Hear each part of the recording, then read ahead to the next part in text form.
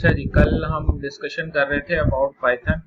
उसमें हमने कुछ बेसिक चीज़ें देखी थी पाइथन के हवाले से, तो वही गूगल कोलैब के ऊपर ही हम कंटिन्यू कर रहे हैं। और यहाँ पर हम एक न्यू नोटबुक बना लेते हैं और उस नोटबुक के अंदर हम ज़रा पाइथन लैंग्वेज के कुछ कॉन्सेप्ट्स को समझने की कोशिश करेंगे। तो कल तो हमने इंट्रोडक्शन एक फ़ाइल बनाई थी। आज जनाब मैं यहाँ पर एक फ़ाइल बना रहा हूँ सिलेक्शन स्टेटमेंट्स। सिलेक्शन स्टेटमेंट्स क्या होती हैं? असल में होता ये है कि बाज़ औक़ात हमारे पास कोड के अंदर मल्टीपल चॉइसेस होती हैं। मिसाल के तौर पे कल हमने एक प्रोग्राम बनाया था जिसमें हमने एक स्टूडेंट का नाम इनपुट लिया था। आपको याद होगा कि उसके लिए हमने किया था कि एक नेम का वेरिएबल बनाया था। फिर उसके बाद मैंने लिखा कि इनपुट, और फिर मैंने कहा एंटर योर नेम। तो ये कोड ये करेगा कि यूज़र से उसका इनपुट नेम लेगा। फिर उसके बाद मैंने किया ये था कि उस स्टूडेंट के मार्क्स इनपुट लिए थे। तो मिसाल के तौर पे मैंने उसके मार्क्स इनपुट लिए थे, मार्क्स इन फिजिक्स। तो उसके लिए फिर मैंने किया ये था कि वो जो मार्क्स हैं उनको इंटीजर में कन्वर्ट करवा कर फिर इनपुट लिया था, enter your marks in physics. अच्छा, फिर इसी तरीके से मैंने किया ये था जनाब कि एक और सब्जेक्ट में उसके मार्क्स इनपुट ले लिए, मिसाल के तौर पे केमिस्ट्री में, और फिर मैंने कहा enter your marks in chemistry. फिर जनाब हमने एक और सब्जेक्ट्स में मार्क्स इनपुट लिए, मिसाल के तौर पे हमने मैथ्स में मार्क्स इनपुट लिए। मैंने कहा कि enter your marks in maths. अच्छा, अब ये जो हमारा स्टूडेंट है, इस स्टूडेंट का कोई नाम है जो कि हमने इस वेरिएबल के अंदर स्टोर कर रखा है, स्टूडेंट अंडरस्कोर नेम। अच्छा जनाब, अब उसके बाद अगला काम हम ये करेंगे, बल्कि कल ही कर लिया था हमने, कि हमने जो है वो टोटल मार्क्स का एक वेरिएबल बनाया था और उसमें करा ये था कि ये जो मार्क्स इन फिजिक्स हैं वो हमने जो है वो इसके अंदर स्टोर करवाए। फिर उसमें प्लस करवा दिया हमने मार्क्स इन केमिस्ट्री, और फिर इसके अंदर हमने स्टोर करवा दिए मार्क्स इन मैथ्स। ये सारा स्टोर हमने करा दिया और फिर हम चाहें तो प्रिंट करवा सकते हैं कि भाई पहले तो हमने वेरिएबल के अंदर उसका नाम प्रिंट करवा दिया, ये मैंने कॉमा लगाया, और फिर उसके बाद मैं लिखता हूँ जनाब योर टोटल मार्क्स आर, और फिर मैंने ऐसे करके टोटल मार्क्स वाले वेरिएबल की वैल्यू प्रिंट करवा दी। इस कोड को जब हम रन करेंगे तो ये सिंपली करेगा ये कि स्टूडेंट से उसका नाम इनपुट लेगा और नाम इनपुट लेने के बाद उसके 3 सब्जेक्ट्स में नंबर इनपुट लेगा और फिर उन तीनों सब्जेक्ट्स के नंबर को ऐड करेगा और टोटल रिजल्ट हमें बता देगा। अब देखें नीचे आउटपुट आ रहा है। मैंने सबसे पहले कहा इसरार अली, फिर उसने अगली चीज पूछी कि enter your marks in physics, मैंने कह दिया 78। अब वो पूछ रहा है enter your marks in chemistry, मैंने कह दिया 87। और फिर वो पूछ रहा है कि enter your marks in maths, मैंने कह दिया 99। एंटर प्रेस कर दिया तो आप देख रहे हैं कि ये मुझे टोटल मार्क्स मेरे बता रहा है कि भाई इसरार अली 3 सब्जेक्ट्स के आपके ये टोटल मार्क्स हैं। ठीक है, फिर इसके अंदर हमने मजीद एक इजाफा ये किया था कि हमने यहाँ पर एक परसेंटेज के नाम से वेरिएबल बना लिया था और हमने किया ये था कि ये जो हमारा टोटल मार्क्स वाला वेरिएबल है इसको जो है वो मल्टीप्लाई किया था, डिवाइड किया था हमने 300 से 0.0 से, और फिर किया ये था कि इसको मल्टीप्लाई कर दिया था 100 से, तो हमें परसेंटेज पता चल गई थी। वो जो परसेंटेज है वो हमने फिर प्रिंट करवा दी थी। किस तरीके से हमने लिखा स्टूडेंट अंडरस्कोर नेम कॉमा, और फिर हमने कहा कि योर परसेंटेज इज, और आगे परसेंटेज वेरिएबल की वैल्यू प्रिंट करवा दी। अभी अगर आप इस कोड को रन करेंगे तो नतीजा ये होगा जनाब कि ये आपसे यही सारी डिटेल पूछेगा कि भाई आपका नाम क्या है, आपके फिजिक्स में कितने नंबर हैं, आपके केमिस्ट्री में कितने नंबर हैं और आपके मैथ्स में कितने नंबर हैं। तो टोटल नंबर बता दिए और हमें जो है वो परसेंटेज बता दी। फिर साथ ही साथ हम ये भी कर सकते हैं कि ये जो परसेंटेज है जो कैलकुलेट हुई है उसको हम थोड़ा सा चेंज कर सकते हैं। यानी हम इस तरीके से कर सकते हैं कि परसेंटेज इक्वल्स टू, और हमने लिखा जनाब राउंड, और राउंड के अंदर जो है वो परसेंटेज की वैल्यू लिख दी और कॉमा करके 2 डेसिमल तक इसको राउंड कर दिया। तो अब दोबारा अगर आप इस कोड को रन करेंगे तो मिसाल के तौर पे मैंने लिखा इसरार अली और मार्क्स लिख दिए फिजिक्स में, फिर मार्क्स लिख दिए केमिस्ट्री में, फिर मार्क्स लिख दिए मैथ में।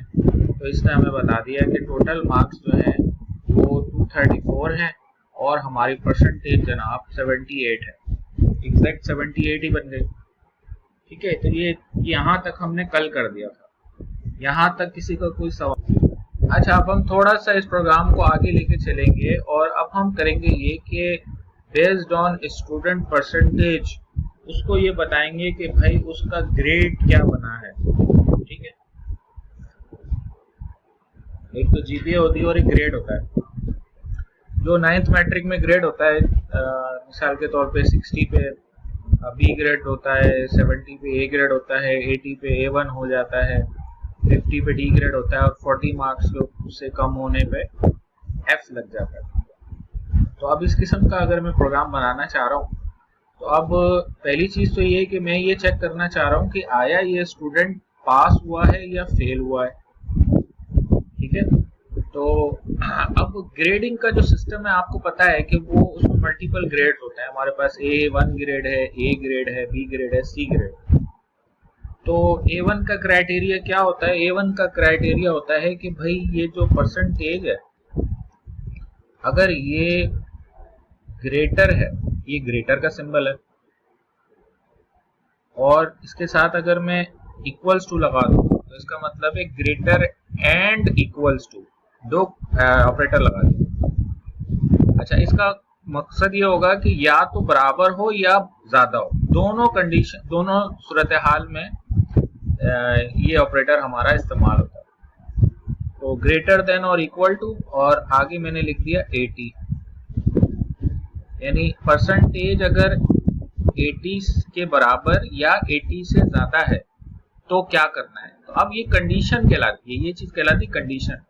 कंडीशन के लिए हम एक खास कीवर्ड इस्तेमाल करते हैं पाइथन में विच इज कॉल्ड इफ। और इफ की खास बात ये होती है कि उसके आगे आप कंडीशन लगा सकते हैं, कंडीशन के बाद आप लगाएंगे कोलन। ठीक है, और कोलन लगाने के बाद आप इंटर प्रेस करेंगे तो देखिए यहाँ ये स्पेस आ रहा है। अब यहाँ पे मैं लिख दूंगा कि भाई प्रिंट, और मिसाल के तौर पे मैंने लिख दिया कि भाई मुबारक हो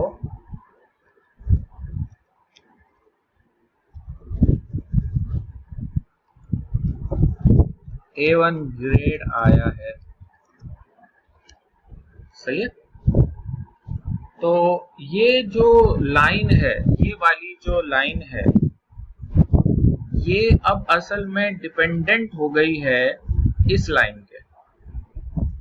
यानी अब आप इस बात को समझें कि ये लाइन सिर्फ उसी वक्त चलेगी जब ये कंडीशन ट्रू होगी। This is called a condition. ये ट्रू होगी। अब ये या तो ट्रू हो सकती है या फॉल्स हो सकती है। अगर ये ट्रू होगी तो ये लाइन चलेगी, और अगर ये ट्रू नहीं होगी तो ये लाइन नहीं चलेगी। ठीक है, मिसाल के तौर पे आप इस कोड को रन करें और आपने कहा कि जनाब इसरार अली, और फिर आपने कहा कि 88 है और 89 है और 90 है। जनाब ग्रेड कितना बन गया आपका? परसेंटेज कितनी बन गई? 89। 89 का मतलब ये है कि percentage is greater then 80। Percentage is greater then 80 है, देखें नीचे लिखा हुआ है मुबारक हो A1 ग्रेड आया है, सही है। तो इसका मतलब ये कंडीशन ट्रू हो गई। अगर इसी कोड को मैं दोबारा से रन करूं और अब की दफा जो है वो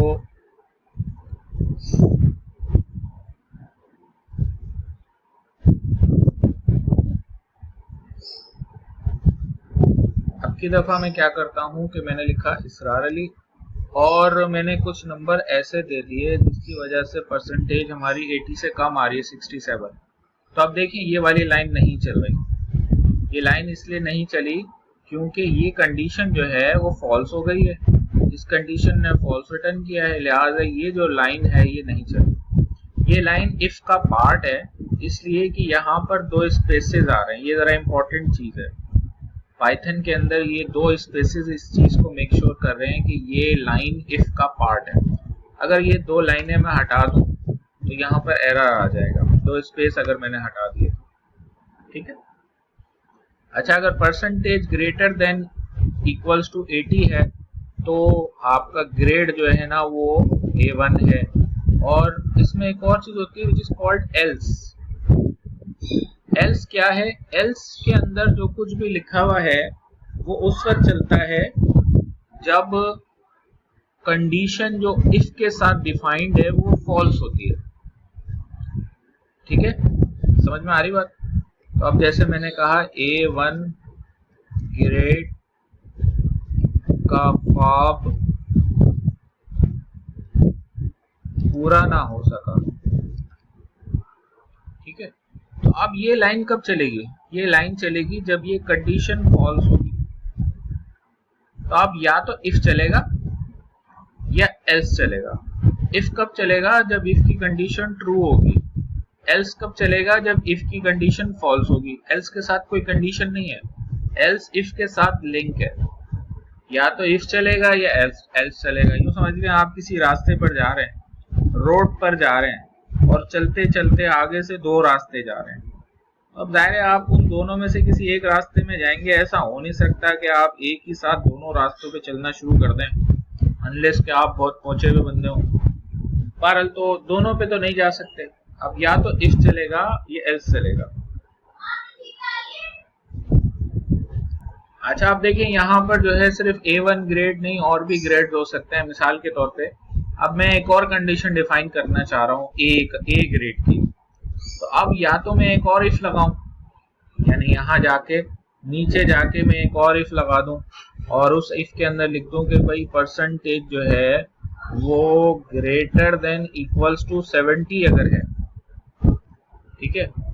तो अब मैं ये चाह रहा हूं कि ये कंडीशन चले उस वक्त जब पहली वाली कंडीशन फॉल्स हो जाए, क्योंकि अगर किसी के 90 नंबर हैं तो उसमें भी ये भी ट्रू हो जाएगा, ये भी ट्रू हो जाएगा। तो उसका क्या तरीका है? उसका तरीका ये है कि मैं करूंगा ये कि इसको जो है ना वो इफ का पार्ट ही बनाऊंगा, ठीक है।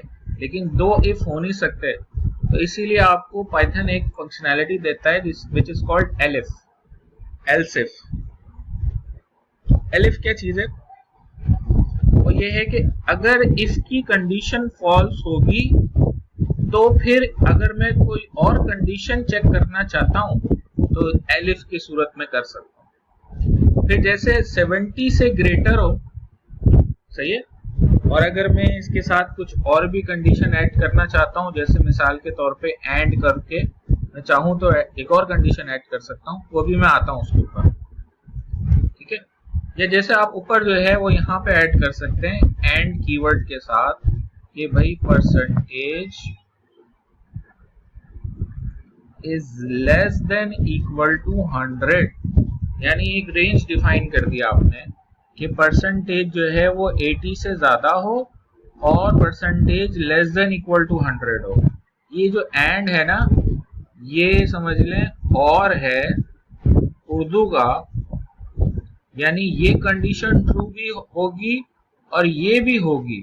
दोनों जब ट्रू होंगे तो ये लाइन चलेगी। अगर दोनों में से एक भी फॉल्स हो गई, मिसाल के तौर पे वैल्यू 105 आ गई, ठीक है, या वैल्यू 200 आ गई, तब भी ये कंडीशन फॉल्स हो जाएगी।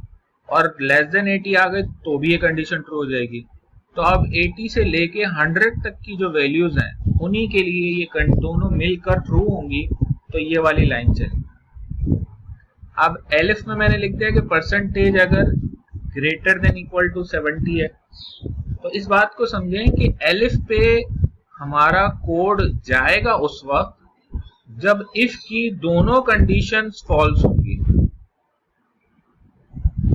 ठीक है, जब इफ की दोनों कंडीशन फॉल्स होंगी तो ये इसको चेक करेगा। तो अब जाहिर है अगर वो ग्रेटर देन 70 है और ग्रेटर देन 80 नहीं है, लेस देन 100 नहीं है, लेस देन 100 है लेकिन ग्रेटर देन 80 है, तो फिर हम जाहिर है इसका मतलब है वो 70 से 80 के दरमियान है। तो अगर वो 70 से बड़ी है तो हम कहेंगे कि जनाब बहुत मुबारक हो,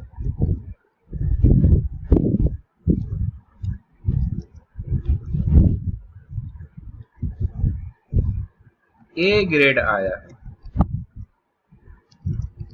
सही है। मजीद इसके अंदर कंडीशन आप मजीद ऐड कर सकते हैं अगर चाहें तो, जैसे मैंने लिखा एलिफ और फिर मैंने लिखा परसेंटेज और आगे मैंने लिख दिया ग्रेटर देन इक्वल टू 60। और इसके अंदर मैं क्या करूंगा, इसके अंदर मैं कहूंगा ये कि भाई अब कौन सा ग्रेड बनेगा आपका। इस कंडीशन के ट्रू होने का मतलब ये है कि ग्रेटर देन, देखें यहां पे कब पहुंचेगा, ये इस जगह पर कब पहुंचेगा, इस जगह पर पहुंचेगा जब ये भी फॉल्स हो, ये भी फॉल्स हो, तो फिर इसको चेक करेगा। तो जब 80 से ज्यादा नहीं है, 70 से ज्यादा नहीं है और 60 से ज्यादा है, तो इसका मतलब कि फिर बी ग्रेड है। ठीक है, समझ में आ रही बात?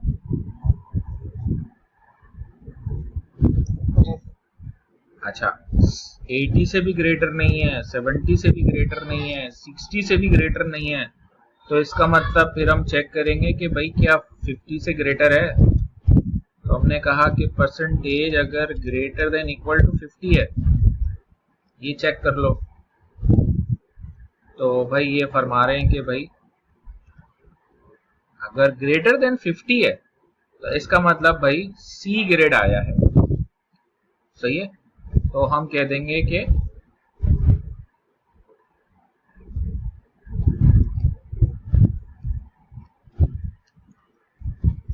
लानत है,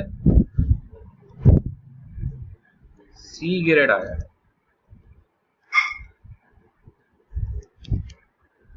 सही है। अच्छा, अब अगर 50 से भी कम परसेंटेज है तो फिर कितनी हो सकती है, ग्रेटर देन इक्वल टू 40। सही है, यहां पे हम लिख देंगे कि भाई अगर देखें यहां पे कब पहुंचेंगे हम, ग्रेटर देन 40 पे। इसका मतलब ये है कि ये 80 से ज्यादा भी नहीं है, 70 से ज्यादा भी नहीं है, 60 से भी नहीं है, 50 से भी नहीं है। अब चेक करेंगे तो इसका मतलब 40 से ज्यादा है। तो अब हम यहाँ पे कहेंगे कि जनाब अब हम कहेंगे कॉन्ग्रेचुलेशंस,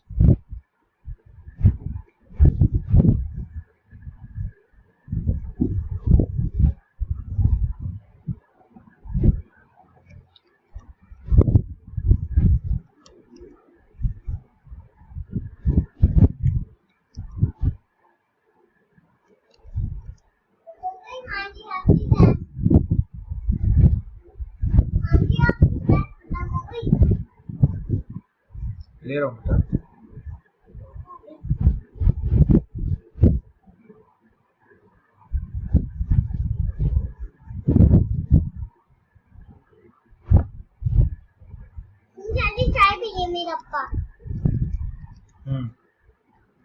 हमने कह दिया कि भाई मुबारक हो, आप जो है ना अब जो है वो you are future of Pakistan. अच्छा, उसके बाद जो है आप देखें, मुझे कोई ये बताएगा कि एल्स में ये कब आएगा।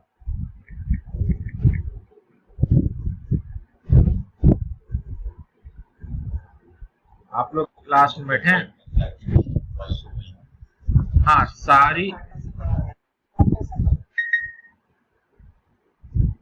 हाँ जब ये सारी कंडीशन फॉल्स होते हुए आएंगे तो उस वक्त हम कहेंगे कि हाँ जी ये जनाब सारी कंडीशन फॉल्स हैं।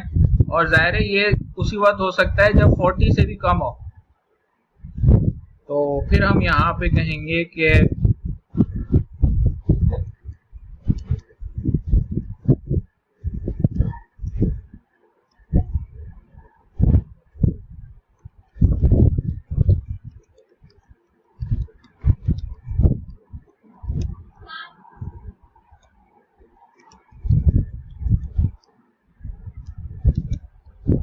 तो जनाब ये हमारे पास जो है वो डिफरेंट कंडीशंस हैं, उसकी बेसिस पे ग्रेड्स बता रहे हैं। तो यहाँ पे ग्रेड कौन सा है? D grade. और यहाँ पे ग्रेड कौन सा है? F grade. सही है। तो अब ये समझ लें कि मल्टीपल लाइंस हैं, एक लाइन ये है, एक लाइन ये है, एक लाइन ये है, एक लाइन ये है, ये सारी लाइंस हैं। इनमें से एक लाइन चलेगी कोई, या तो इफ चलेगा या एल्स चलेगा या एलिफ चलेगा, एलिफ में से कोई एक चलेगा। अब इस कोड को चला के हम चेक करते हैं। जी बोले।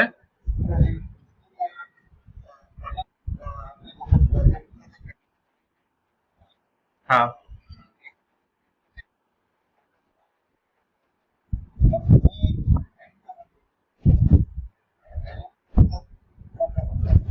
कर सकते हैं, कर सकते हैं, लेकिन यहाँ पे जरूरत नहीं थी क्योंकि हम ऊपर से आ रहे हैं ना।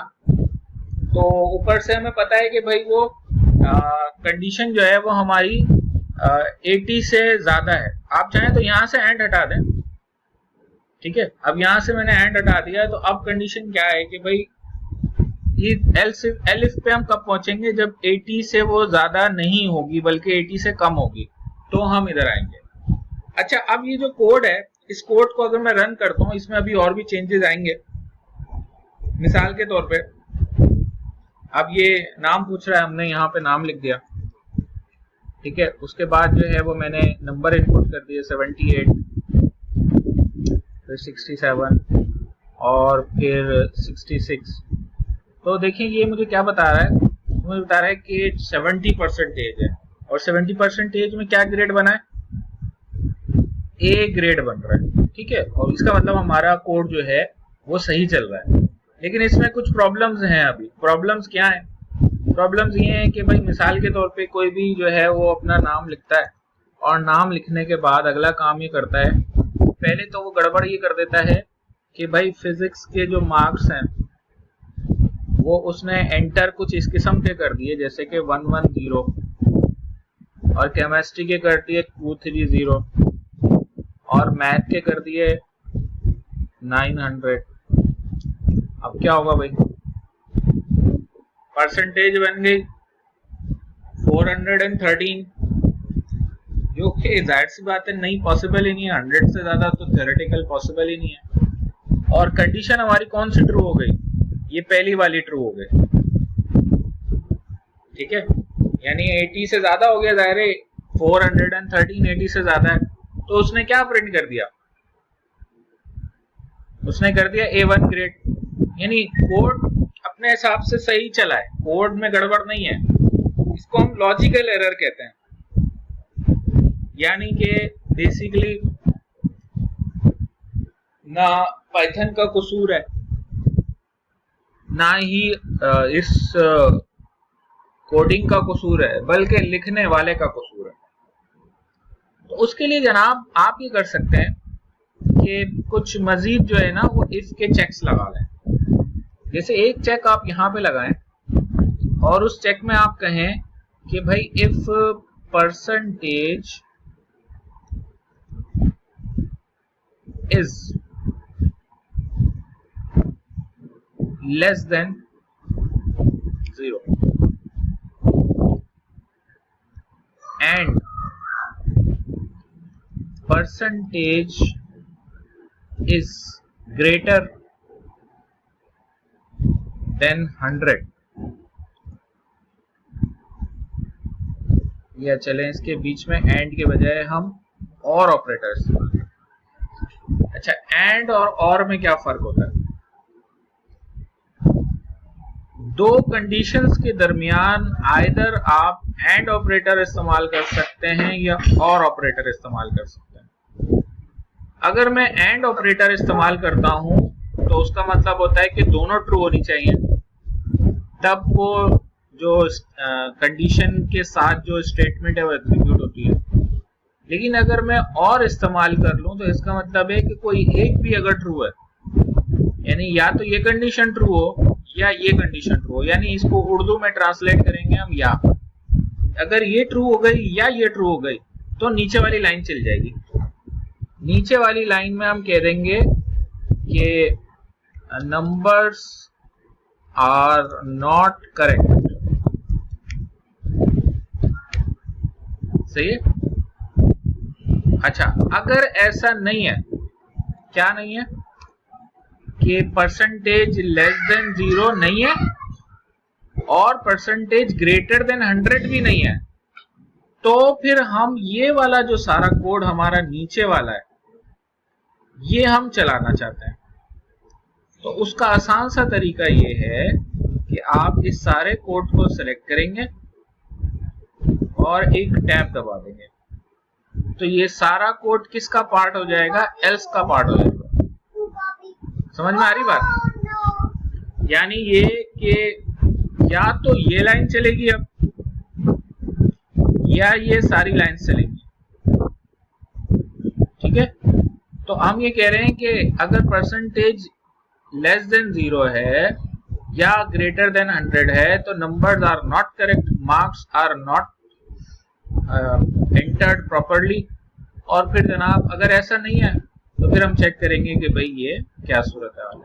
तो अब अगर मैं मिसाल के तौर पे वही गाली गड़बड़ करता हूँ जो मैंने पहले करी थी, यानी मैं यहाँ पर जो है वो 1000 दे दिए मैंने, और अपना नाम ही चले 1000 दे दिया, उसके बाद मैंने 200 नंबर फिजिक्स में लिख दिए, 400 नंबर केमिस्ट्री में लिख दिया, 800 नंबर मैंने मैथ्स में लिख दिए। तो ये देखिए क्या कह रहा है, कह रहा है भाई तुम्हारे तो परसेंटेज 466 आ रही है, numbers are not correct, grade नहीं बता रहा मुझे। समझ में आ रही मेरी बात? भाई मिसाल के तौर पे हम करते ये हैं कि एक नया ब्लॉग बनाते हैं और उसके अंदर जो है वो हम यूजर से जो है वो उसकी एज पूछते हैं। ठीक है? तो मैंने कहा जनाब एज इक्वल्स टू, फिर आगे मैंने लिखा इंटीजर और फिर मैंने लिखा इनपुट और फिर मैंने कह दिया एंटर योर एज। अच्छा जी, अब एज इनपुट होगी और कौन से वेरिएबल में जाएगी? एज वेरिएबल में जाएगी। सही है?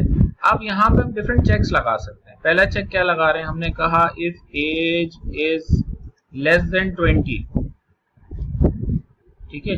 लेस देन 20 का मतलब क्या है? तो हम यहाँ पे लिखेंगे कि हेलो यंग बॉय। ठीक है? या चले हम कह देते हैं यंग ह्यूमन। अच्छा जी, अब ये लाइन कब चलेगी? Hello young woman, young human, ये चलेगी जब एज लेस देन 20 होगी। अगर एज लेस देन 20 नहीं है बल्कि 20 या 20 से ज्यादा हो जाएगी तो ये लाइन चलेगी नहीं। अगर आप इस कोड को रन करते हैं और रन करने के बाद मिसाल के तौर पे 34 एंटर कर दिया तो कुछ भी आउटपुट नहीं आएगा। आउटपुट इसलिए कुछ नहीं आ रहा क्योंकि एज जो है वो लेस देन 20 नहीं है। अच्छा, इसके अंदर थोड़ा सा मैं चेंज करता हूँ और अब की दफा जो है वो मैंने लिख दिया मिसाल के तौर पे 12। तो आप देखेंगे कि अभी कहेगा हेलो यंग मैन। ठीक है? अच्छा, अगर मैं यहाँ पे लिख दूं कि एल्स में जाके कुछ और लिखूंगा तो वो जो है ना वो चलेगा उस वक्त जब एज 20 या 20 से ज्यादा होगी। तो आप देखें होगा क्या कि अगर मिसाल के तौर पे एज मैंने इंटर कर दी 77 तो ये सिर्फ हेलो बोलेगा। लेकिन अगर मैं यहाँ पर एज एंटर करूंगा लेस देन 20, जैसे मिसाल के तौर पर 15, ये कहेगा हेलो यंग ह्यूमन। बात समझ में आ रही है? अच्छा, अब मेरे पास और भी ज़ाहिर एज के हिसाब से चीज़ें हो सकती हैं, तो वो मैं एलिफ में लगा देता हूँ। एलिफ के अंदर जो है वो मैं लिख रहा हूँ कि एलिफ का मतलब ये है कि इफ की कंडीशन फॉल्स हो गई तो एज लेस देन 20 नहीं है। जब एज लेस देन 20 नहीं है तो जाहिर है इसका मतलब है 20 से ज्यादा है। तो अब मैं कहूंगा कि elif age is greater than 20। और देखें अब एंड ऑपरेटर मैंने लगा दिया है, एज इज लेस देन 40। तो अब ये देखिए मैंने एक रेंज डिफाइन कर दिया।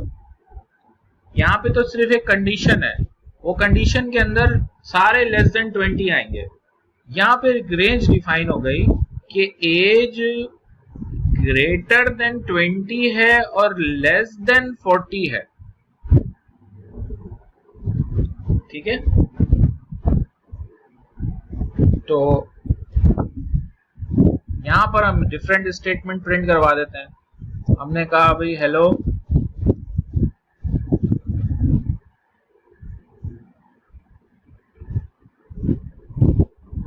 यंग तो नहीं रहेंगे, अब इसको क्या कहते हैं,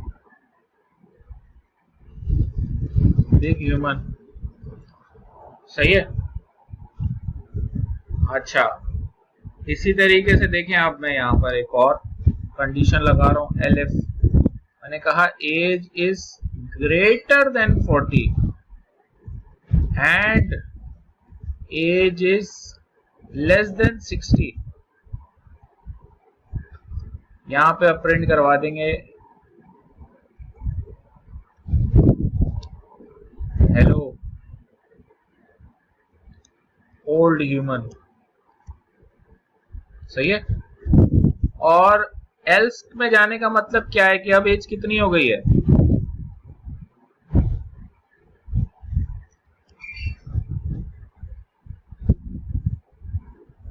तो हम यहाँ पे कहेंगे जनाब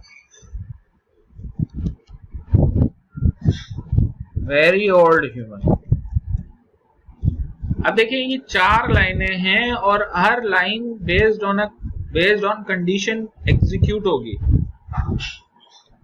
ठीक है, तो आप क्या कर सकते हैं कि मिसाल के तौर पे अगर आप इस कोड को रन करें और इसका आउटपुट चेक करें तो होगा क्या कि आप एज इनपुट करेंगे, मिसाल के तौर पे आपने 35 कर दिया, तो अब आपके ख्याल में कौन सी लाइन चलेगी, क्या लाएगा आउटपुट?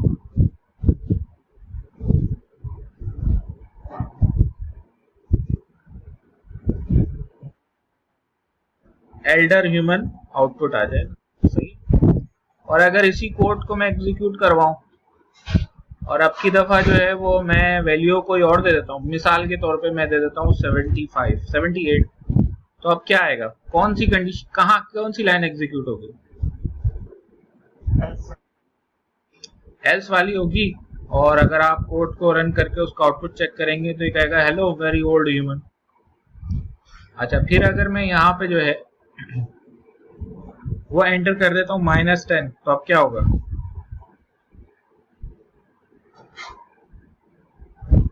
कौन सी लाइन चलेगी?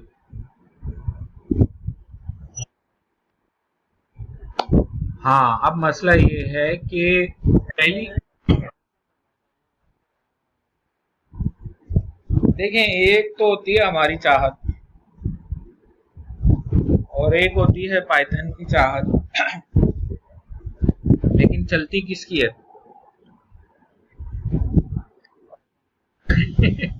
हाँ, बेसिकली जो कोड लिखा हुआ है वो एग्जीक्यूट होता है।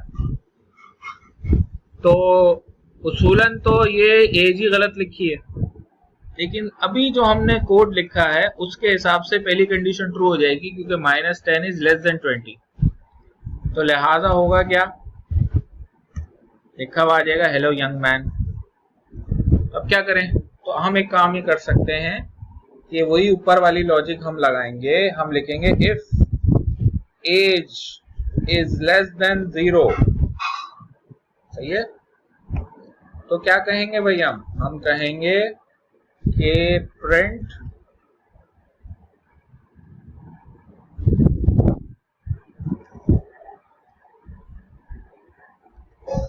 इनवैलिड एज, और फिर यहां लगा देंगे एल्स। और ये सारा कोड एल्स के साथ रखने के लिए मैं इस सारे कोड को सिलेक्ट करूंगा, टैब दबा दूंगा। तो अब ये सारा जो कोड है ये उस वक्त चलेगा जब एज लेस देन 0 नहीं होगी। लिहाजा अगर आप इस कोड को रन करेंगे और मिसाल के तौर पे आपने यहाँ -10 लिख दिया, तो ये क्या कहेगा भाई, ये कहेगा इनवैलिड एज। सही है। और अगर मिसाल के तौर पे आप कोई और वैल्यू दे देते हैं, सपोज आपने दे दी जनाब 45, तो अब ये क्या कहेगा,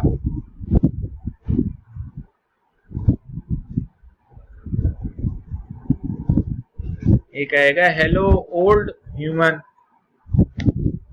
सही है भाई, समझ में आ रहा है, कोई कंफ्यूजन तो नहीं है?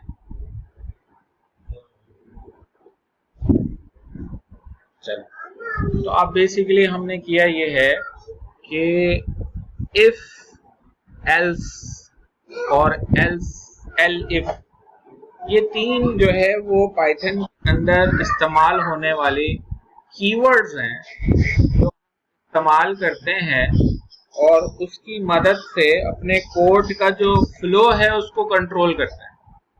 ठीक है, यानी जो समझा, आज जो डिस्कशन मैंने आपके साथ की है वो अभी तक क्या क्या की है।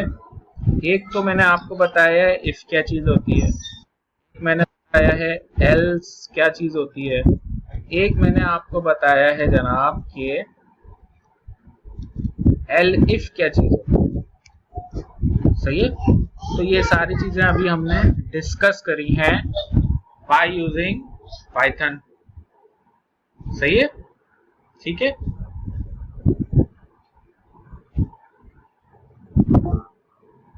पाइथन में ब्रैकेट्स नहीं होते, बाकी लैंग्वेज में ब्रैकेट्स होते हैं, ओपनिंग ब्रैकेट और क्लोजिंग ब्रैकेट।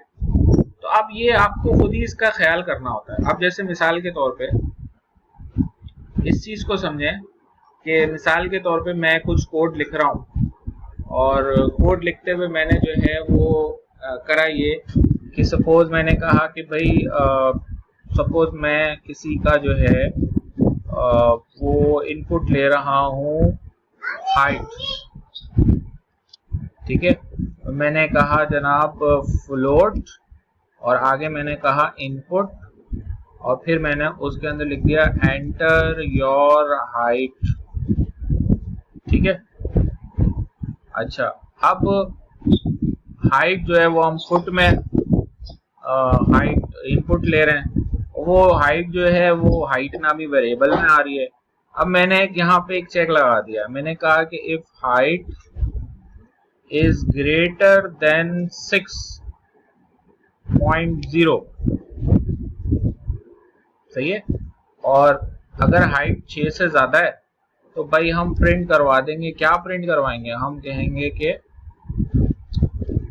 टॉल। सही है, यानी कहना मैं चाह रहा हूं कि भाई आपकी हाइट ज्यादा है, आप टॉल है। अगली लाइन में मैंने लिखा जनाब, नेक्स्ट लाइन के ऊपर लंबू। सही है, अब ये तो मैंने लिख दिया। अब होगा क्या, अब होगा ये कि जब आप इस कोड को रन करेंगे तो मिसाल के तौर पे मैंने 7.1 एंटर कर दिया, तो क्या आउटपुट आएगा भाई,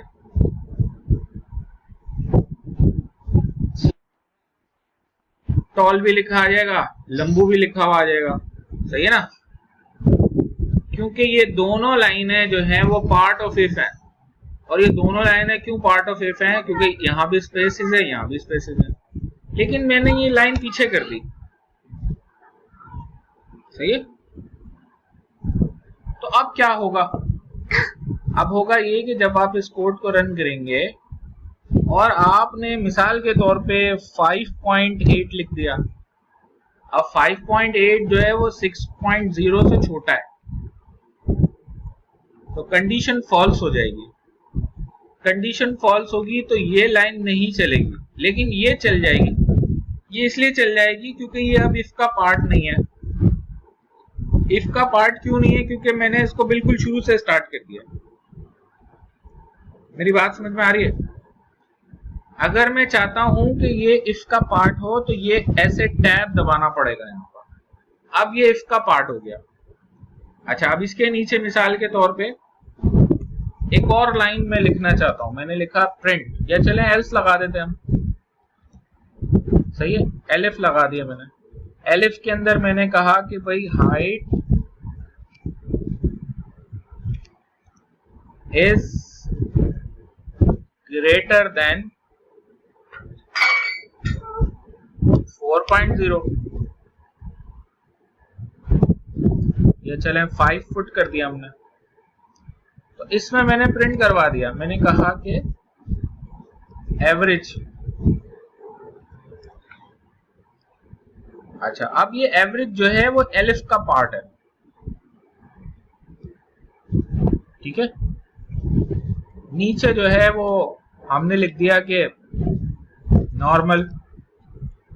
अब ये एवरेज और नॉर्मल एलिफ का पार्ट है।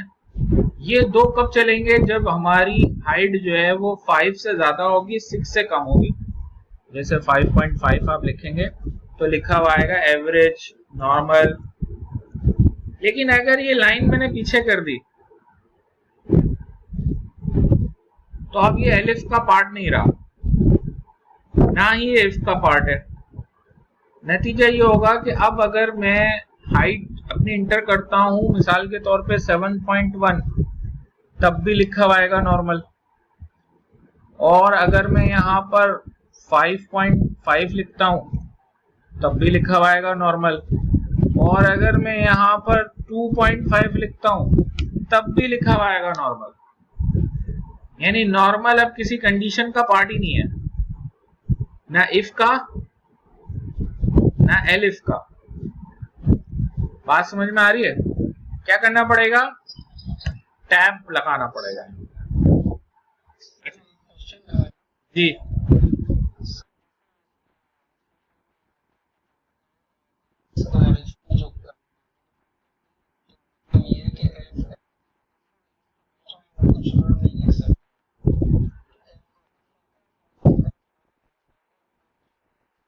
एल सिर्फ आ जाता है ना, सी शार्प में एल सिर्फ आता है ना। अच्छा, नहीं, हाँ, देखिए सी शार्प के अंदर अगर आप ये कोड लिख रहे होते तो ये कुछ इस तरीके से होता।